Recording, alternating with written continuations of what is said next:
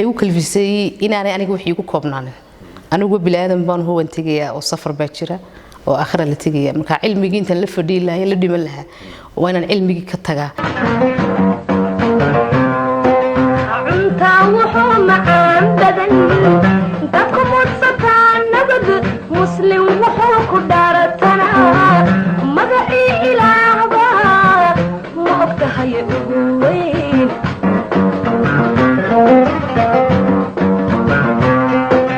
cunta wuxuu macaan badan dadku mudsataan nabad muslim wuxuu ku dhaaratanaa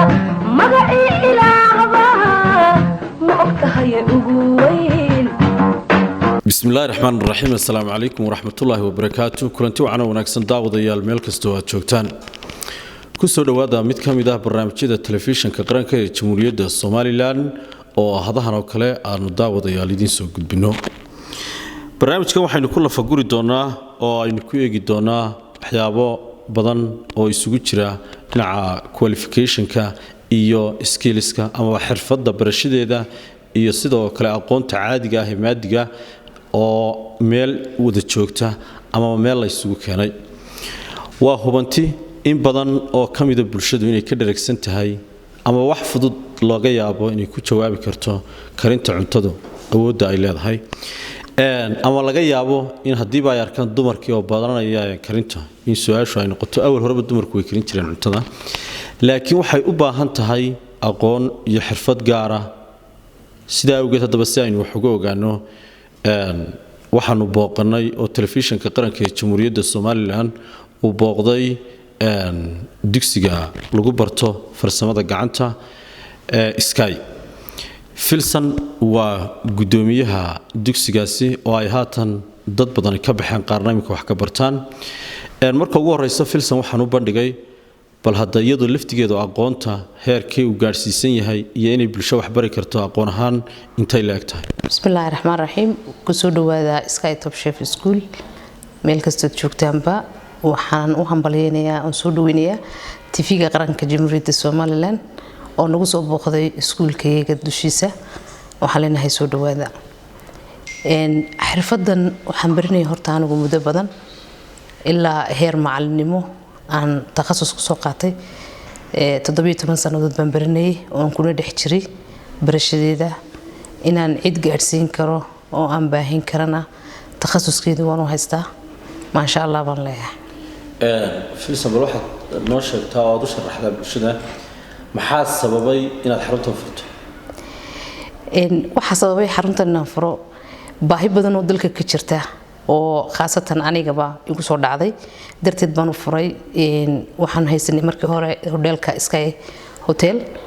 waxa dhici jirtay kuugta caqabadaha nagala imanayay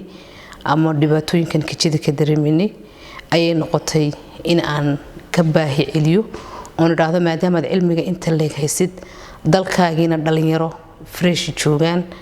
oo ma sha Allah ya adoo cilmigan baahiya ku fiicnaan lahayd si adigana uga faa'iideysatid oo aad heshid sheefaf badan oo adigana ku kafeyn kara iyo qeyrkaaba Filson waxaad ka warantaa maxay iska bedelay marka muxuu ahaa damcadii iyo maadaama dhibaatada marka ugu horeysay baa ku kaliftay inaad soo barato ay ahayd in hotelka laftigiisa aad wax ka dareenteen badbax maxay isbedelay markaad soo baratay والله waxay isbedelay markii hore kuug ajaanib la keen jiray waxa ku qabsanay kuuga ajaanibka intuu barnay dhadhankaagii iyo cuntadii Soomaaligii adigiba dib tireerin u siinaya wadan kasto ka yimaadaba laakiin iminka ardayga reer Soomaaliland ah waxaan barnay dhadhankaygii waxaan barnay habkii hudheelada looga shaqeynay waxaan barnay cuntadii Soomaalidu jeclay marka waad ku kalsoonaanaysaa ninka ajaanibka ninka Soomaaliga ka kalsoonaanaysaa iminka maxaad markaa ku ogaateen in cuntadii hotelku ay isbedeshay Filson waxaan ku ogaanaynaa cuntadii hotelka markii hore markuu chefku ka tagay bad gacan cusub ay imanaysa waxa laga yaabaa customerkii hore ku bartay cuntada kugu bartay gacan cusub markay timaado inuu customerkii dareemayo ku oranayo maxay isbedelay ama halkaaba ku waaysid qofkii ku iman jiray laakiin imika cuntadii ma gurguurayso halkeedii taagantay waayo ardaygan hore ee shaqada ka baxay ka dambe soo gala dariiqii kii maray kiisigu maraya waa iyaga isku cilmi ah soo kordhin markaa customerska markii hotelka aad uga keenteen dad ama aqoontiida aad barateen customerskii oo dhadhanka markii uu wanaagsan soo kordhay aad boqolkiiba boqol waan ku kalsoonahay qof kastoo Sky Hotel yimaada inuu ka sheekeeyo dhadhanka meesha yaala aad baan ugu kalsoonahay filsan maadaama waa markii dambe aad adigu iskuul furatay macallimad noqotay dadkii inaad uga faa'iideyso aad sababtay maxaa iyaga laftigeeda marka hore hotel bay ku koobnay maxay noqotay baahida inaad bulshadii wada gaarsiiso kugu kaliftay waxay u kalfisay inaanay aniga wixii ku koobnaanin anigu bilaadan baan huwan tagaya oo safar baa jira oo akhira la tagaya marka cilmigii inta la fadhiyo la dhiman lahaa waa inaan cilmigii ka tagaa si bulshadeedii iyo hotelkayga uga sii faa'iideysto wax jira si noqon karo oo waligiiba jiri doona waayo ganacsiga Soomaalidu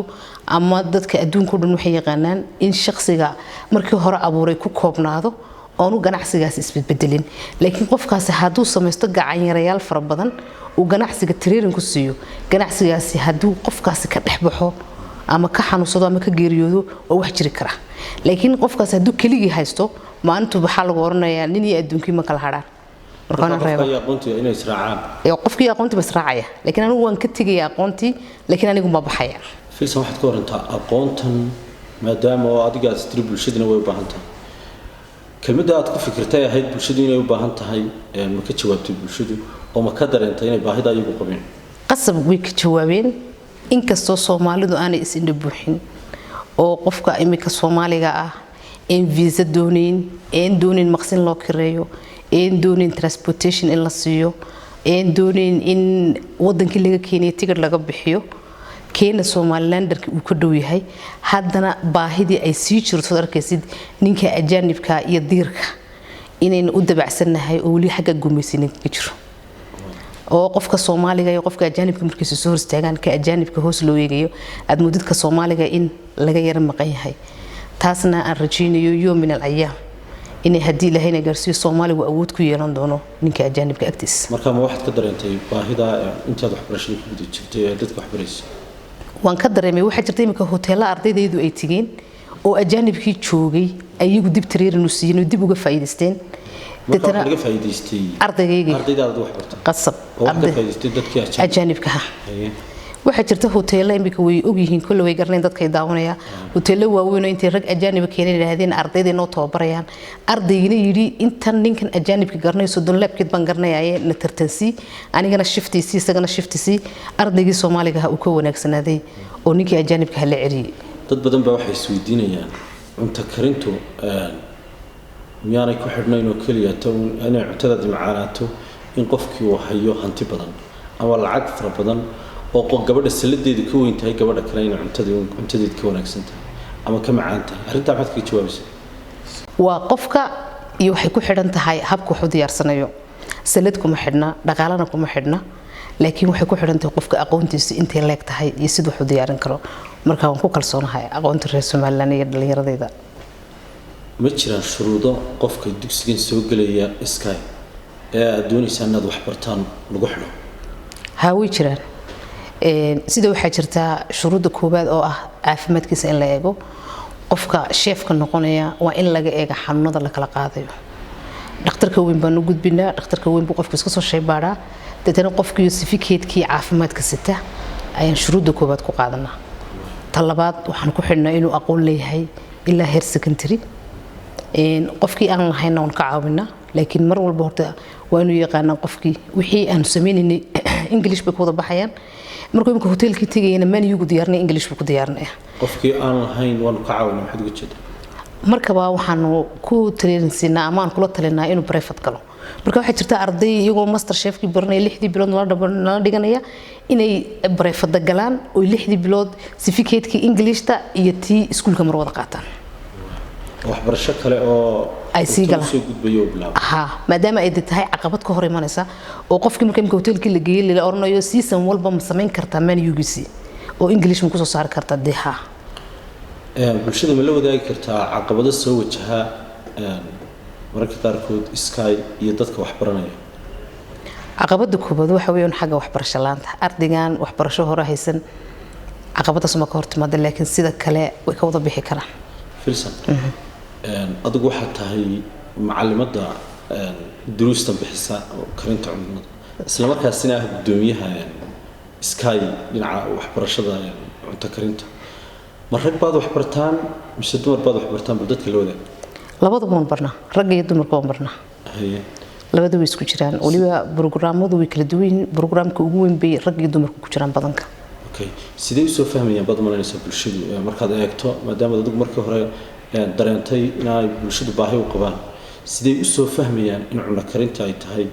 wax muhiim ah waxay u soo fahmayaan qof kastaba wixii lacag laga helayo uu fahma marka programkiiba ah program markiiba qofka ku shaqo tagayo oo muddadu wax baranayay soo celin karayo wixii galay ma jiraan marka dad sida aad tilmaamayso intay halkan wax ka barteen sky oo cunto karintii skillska ay barteen awal horena qualification ka bartay oo shahaadooyin dugsi sare ama jaamacad sitay aan shaqo ku helin markay halkan ka baxeen shaqo heleen way badayeen majority-ga way ku badayeen bulshada faafaahay ardaydii soo bartay jaamacadaha ka soo baxday ee sanawaadka wax soo dhiganaysay 6 bilood ee Sky Top Chef dhiganayeen faa'iido badan bay ka arkeen waayo position-kay galeen ba position bannaan ah oo cid loo haynin marka ardaygu markuu bartan ka baxo markiiba shaqadii uu helaya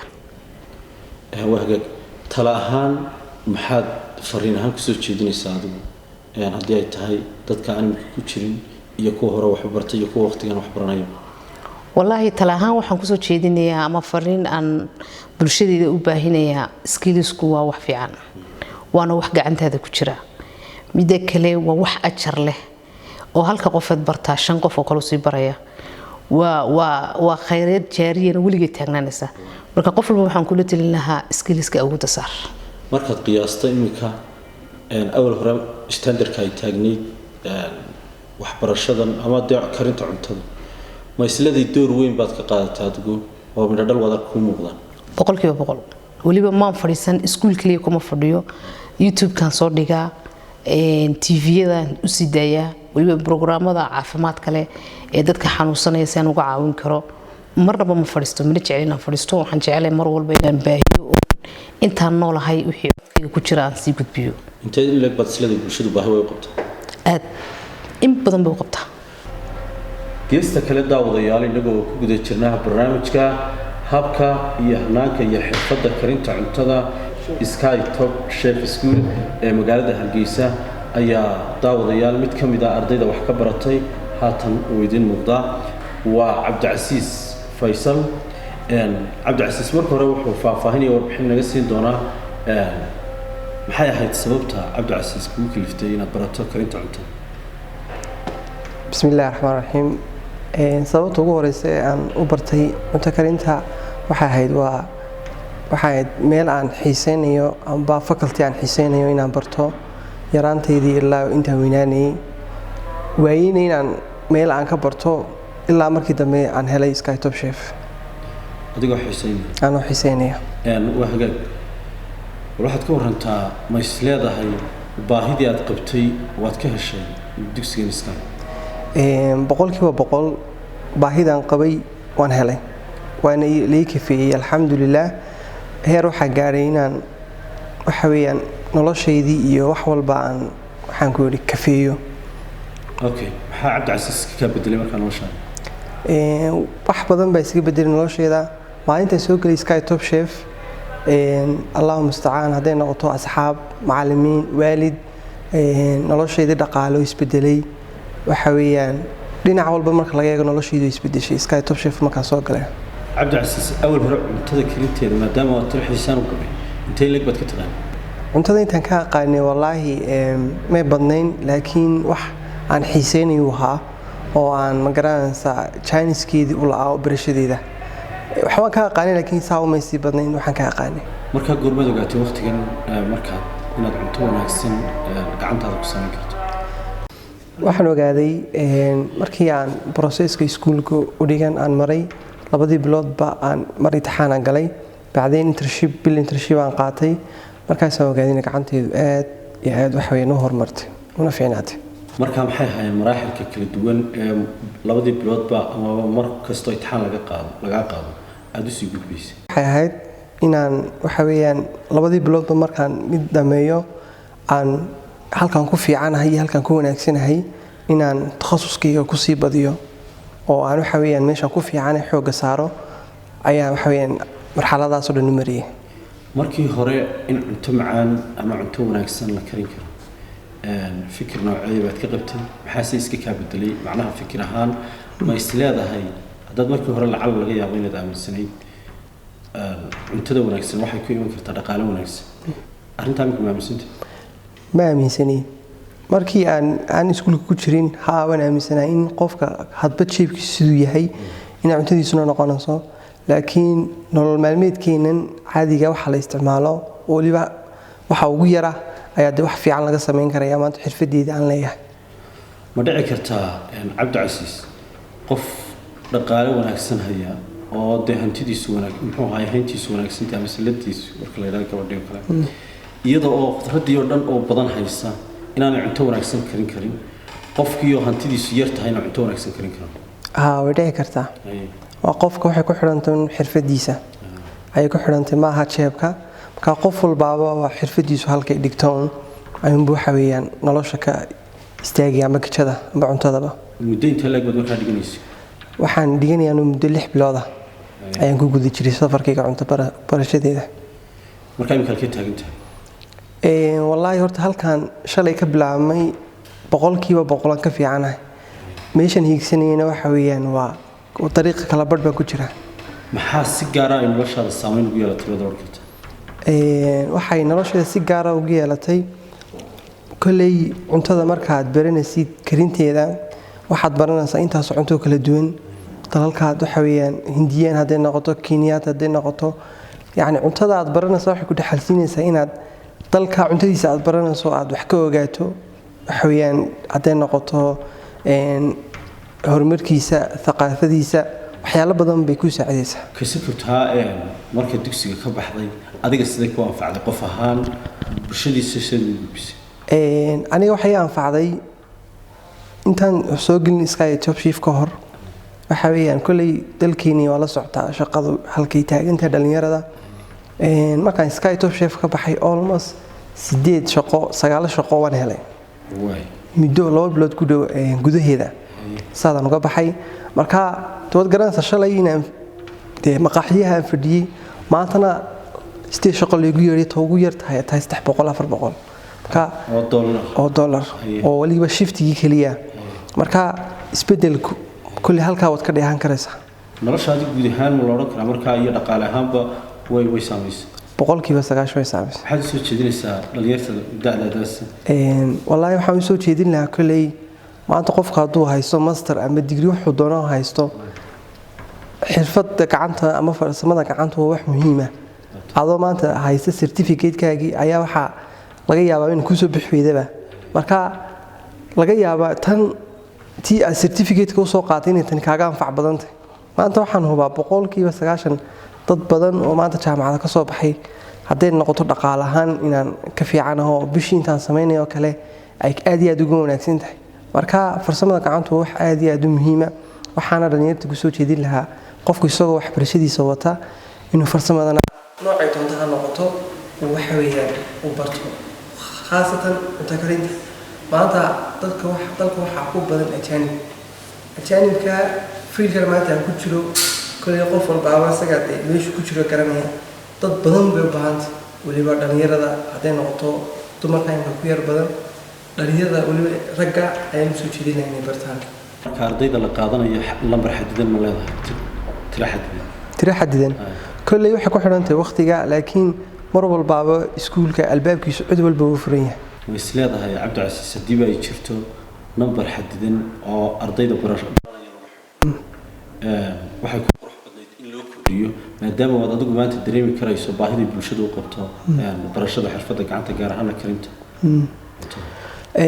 horta mar walbaaba waxa fiican oo dadka kooban ba wax badan horta ma fiicna wax yar ba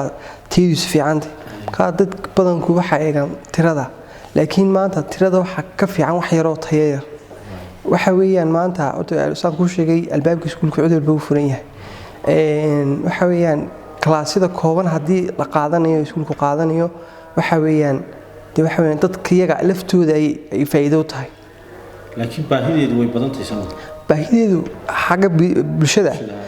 way badan tahay waliba ma dhaadina laakiin baahida loo qabo in cuntada la barto aad bay u badan tahay. waad mahadsantahay. بسم الله magacaygu waa Sahar Axmed waxaan ka mid ahay ardayda ka baratay amba ka baxday SkyTop Chef School kana mid ah imika shaqaalaha Sky Hotel waxaan imika halkan ku diyaariyay vegetable koosta ku jirto tan waa basasha cadayd waa basasha cadeen wada naqaano kan waa barbaroonigii casa kan waa kaarar tan waa basasha casada cuntada lagu karinayay xabad tamaandho caar guduuda koosto kaabashkii fiyooleega ahaa iyo kamsar caleen intaasaan isku sameynaya waxaan ka soo saaraya cunto dhadhankeeduna fiican yahay kharash badan iyo hawl badan aan kaaga bixin kuna caafimaadna leh oo caafimaad fiican leh insha Allah marka hore maqliga saliida ku soo shubanaysaa dabka saari doontaa waxaad ku shubaysaa basasheeni casayd waxaad raacin doontaa basasheeni cadayd waxaad raacin doontaa kaabashka waxaad raacin doontaa koostada waxaad raacin doontaa barbarooniga waxaad raacin ugu dambaysiin doontaa barbarooniga cas tamaandhada iyo kamsar caleenta waxay soo bixin doontaa cunto ku qancin doonta haddii amatadku ka xiriyana ku furi doonta السلام عليكم magacaygu waa Sheef Raxma Ali Maxamed ardayd ka baxday iskuulka SkyTop Chef School waxaan sameynayaa special salad Sahara waxay soo sameystay vegetable-kana waxa lagu cuni karaa roodi laakiin special salad kan waxa isticmaala dadka diet-ka ridaya iyo dadka baahiyaha gaarka qaba sida dhiig karka macaanka subaga qofku wuxuu siiyaa vitamin marka kani waa saladkii kani waa xabuubtii kani waa basashii cadayd akhyaarkii iyo kaaroogi xabuubtu waxay dawo ka tahay mindhicraha kansalka caloosha ku dhaca aad baan wanaagsan tahay qof kastoo cuna wuxuu ka dareemi doonaa wax fiican saladka oo kale waxyaaluhu uu wanaagsan yahay waxa kamid ah in uu jirkeena nadiif ka dhigo in laga helo vitamin fara badan oo jiriyan ah oo jirkeena dhisa carrot-ka oo kale wuxuu u wanaagsan yahay indhaheena iyo uur ku jirta inuu nadiifiyo qofku markuu cuno oo marka uu baahan karo inuu xamaamka galo basasha cad waxay dawo ka tahay dhiigga cadna way kordhisaa dhiigana uskaga ku jiro way ka saartaa uskaga macnaheedu waxa weeyaan wixii bakteeriya dhiigga gala way ka nadiifisaa waana wanaagsan tahay khiyaarku wuxuu u wanaagsan yahay maskaxda qofka ilowshiyaha badan leh khiyaarku aad buu ugu wanaagsan yahay iyo indhaha waa curiyayaasha indhaha soo celin kara haddii indhahaagu daciifaan intuba waxay ka kooban yihiin cunto nafaqo leh magacaygu Farduus Axmed Cali dhamaystay iskuulka SkyTop Chef School maanta waxaan karinayaa macmacaanka ama loo yaqaano kastar wuxuu ka kooban yahay waxaan ka sameynayaa waa caanihii waa kastarkii caananis iyo sonkortii iyo biyihii dabka noo saaran waxaana la cunaa cuntooyinka ka bacdi qof markuu cunto dhameeyo ayuu sidii yani nafta raaxo kale uga waxayna waxaan ku bilaabay waa caananiskii waxaanan ku xigsiinaynaa sidii loo yaqaanay caanihii kastarka uu ka koobnaan jiray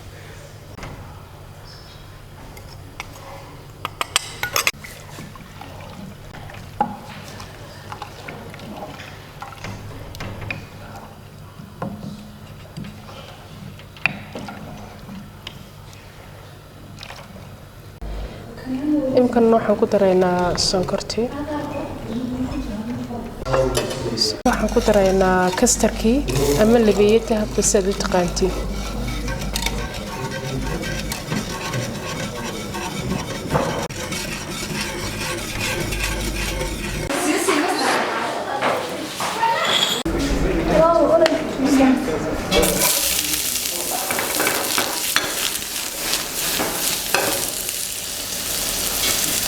taas waa basashii casayd iyo basashii cadayd ayaynu israacinaynaa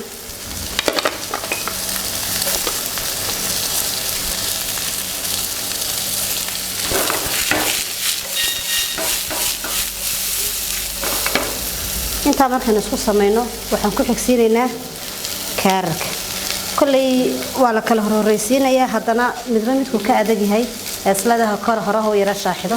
ayaad ka horeysiinaysaa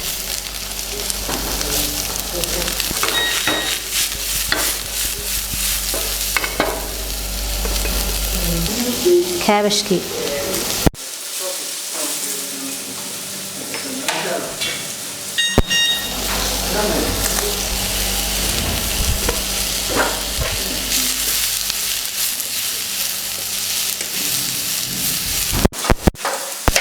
waxaan ku xigsiinayaa koostadii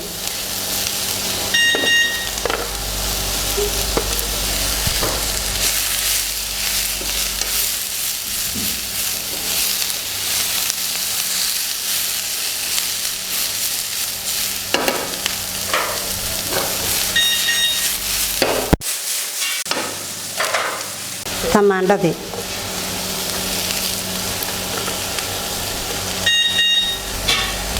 intaasaan isku yara dabooleynaa si ay isugu yara dhexdhacdo marka isku dhexdhacdaynu aragnay inay bislaatay waxaan ku dari doonaa barbarooniga casaa in yaroo maajida iyo kamsar caleenti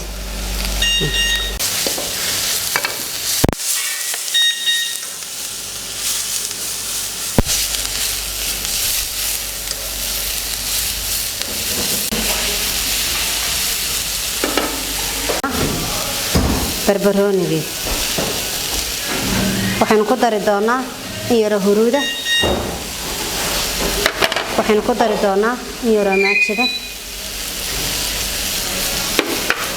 waxaan ku dari doonaa 2 midh oo milix ah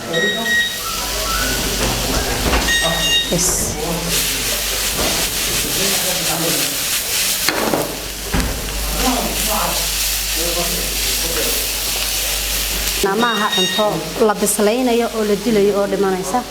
waa cunto wada qarjaclaynaysa si aanay nafaqadina uga bixin wixiina wax muuqdo oo qurux badan oo ahaado imka waxaan dusha kaga dari doonaa in yaroo kamsar caleena sidaasay diyaar ku tahay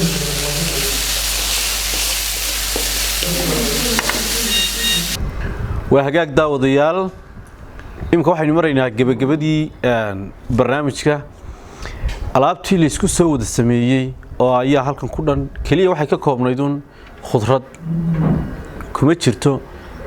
alaab sidaa muxuu hayay aan oran karo way cuslayd oo hilib iyo waxyaabo iyo beed balse waa halkii gabagabadii ay maraysaa ana waanigan gacanta ku haya daawadayaal cunta wuxuu macaan badan inta ku wadsataan nabaga muslim wuxuu ku dharatanaa magacii ilaahba ma ogtahay ugu weyn aniga laftigayga qori doona sky oo kamid sky top chef school oo kamid noqon doona dadka cuntadan bartay mar hadaba ay saa u fududahay oo alaabtii baa inta ku soo qoonta waa mahadsantiin intaas si daawadayaal waxaan ku soo gabagabeynayaa barnaamijkaasi gaarka ah ee aan ka diyaarinayno ama telefishinka qaranka ee Jamhuuriyadda Soomaaliland oo ka diyaariyay farsamada gacanta gaar ahaan cunto karinta oo runtii wax badan iska ka bedelayaan marka aad timaado ama aad aragto habka iyo hanaanka quruxda badan ee wax yar lagaga sameyn karo cunto wanaagsan barnaamijkan oo kale daawadayaal inta aynu ku kulmi doono waa Foosi Axmed Caynab iyo Maxamed Muuse Banjiro idinku dhaafaya dib inta aynu ku kulmi doono sidaas iyo nabadgelyo